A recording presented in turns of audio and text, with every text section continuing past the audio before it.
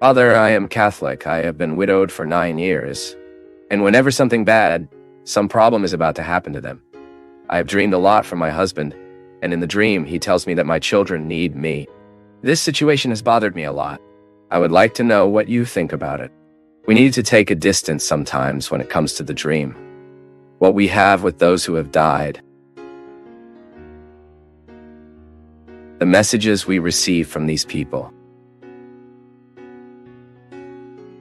Even because our Christian faith does not allow us.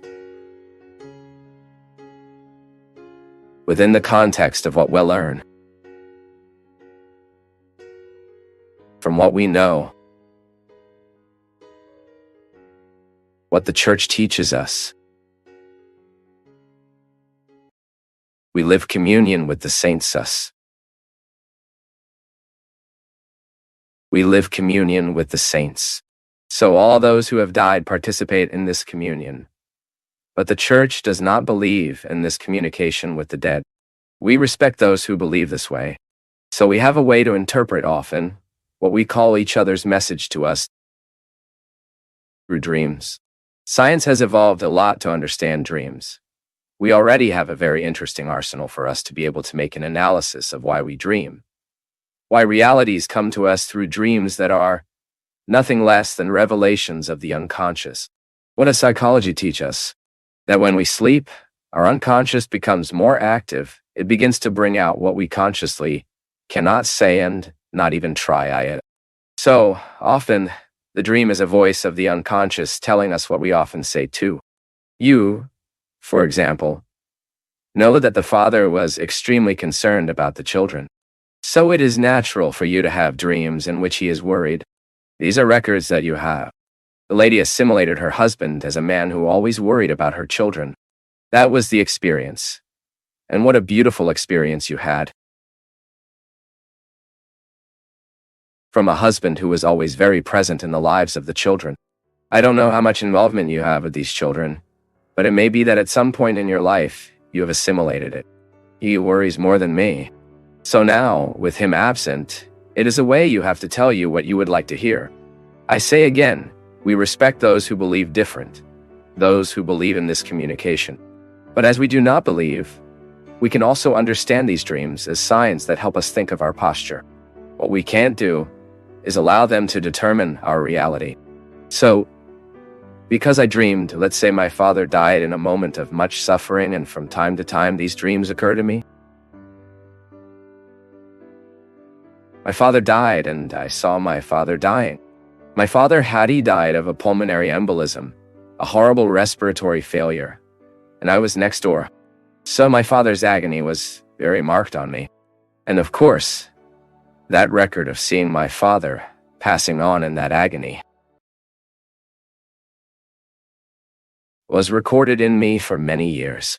So, from time to time I had dreams that my father was agonized, sad, terrified of death.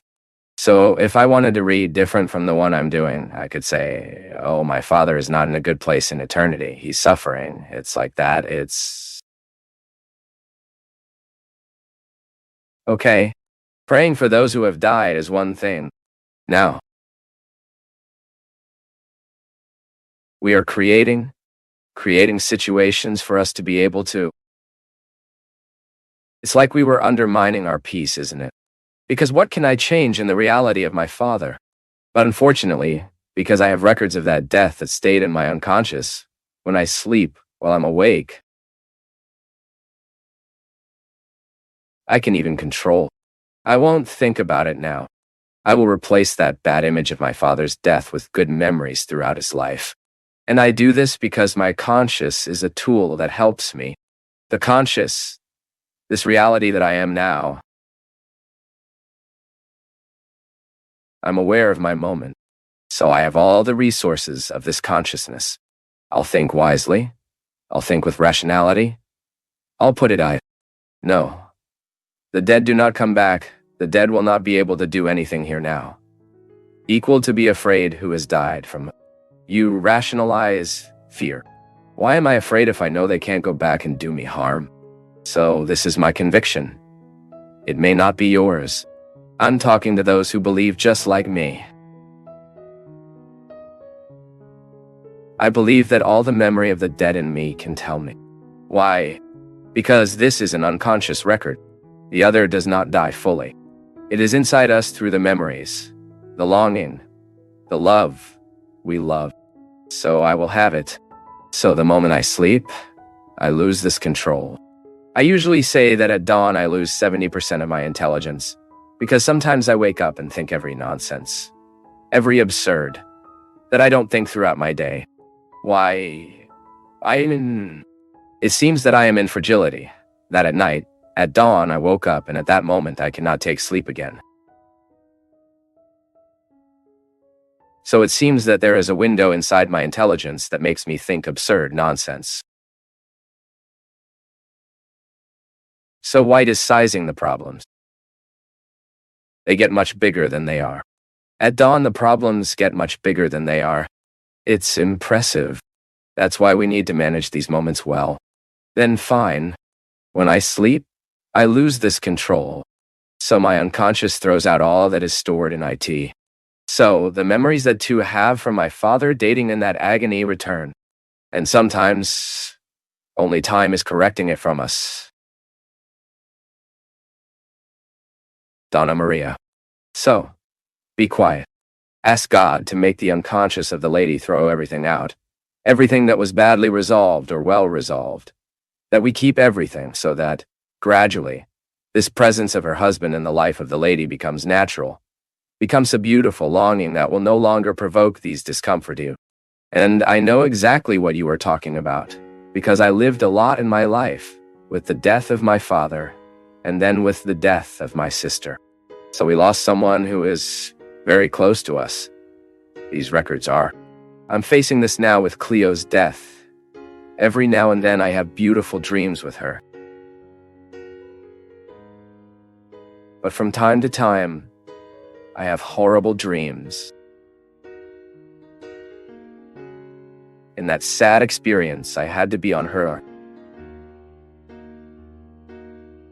last day of life. He dying. And then being there in that ill. Of course, this is traumatic for you. He's a person you love, is a person who hitherto took care of you. Who was your friend? Who was your sister? Who was your mother? We don't know what the other becomes for us the moment we love.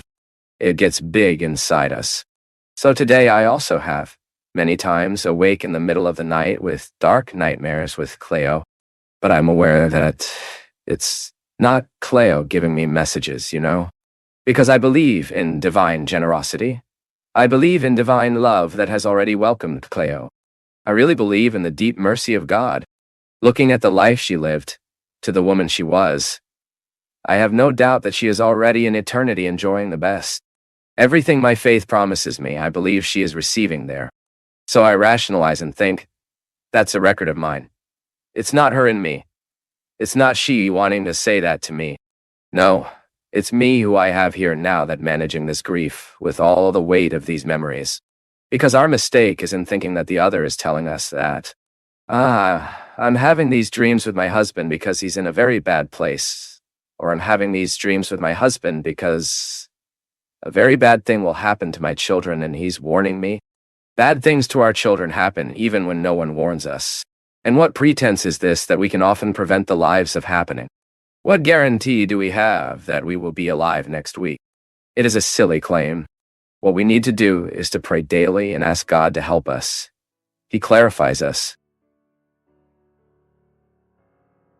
so that we have the wisdom of making the best decisions.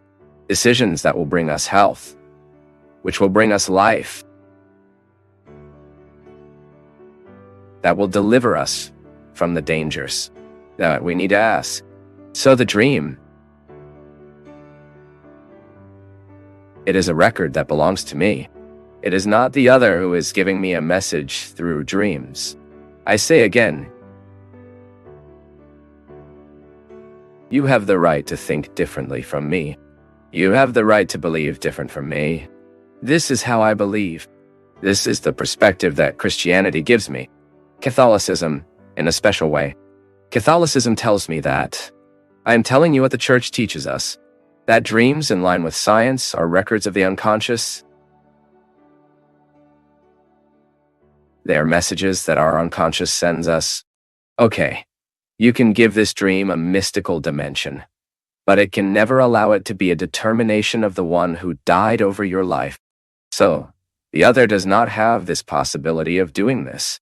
I believe that when we begin to humanly investigate our phenomena, we tend to better solve things. I am very afraid when human issues are treated supernaturally, being so natural in us. It will always be a danger to treat human issues supernaturally. Why? Because we give up human resources that are favorable to us, including science, psychology, helping us understand the meaning of dreams in our lives. Otherwise, we become a little wizard, right? We will give supernatural meaning to what is not supernatural. We have deep respect for supernatural realities, but we also need to respect natural realities. I think it is a very intelligent way, O Flive and incarnate faith.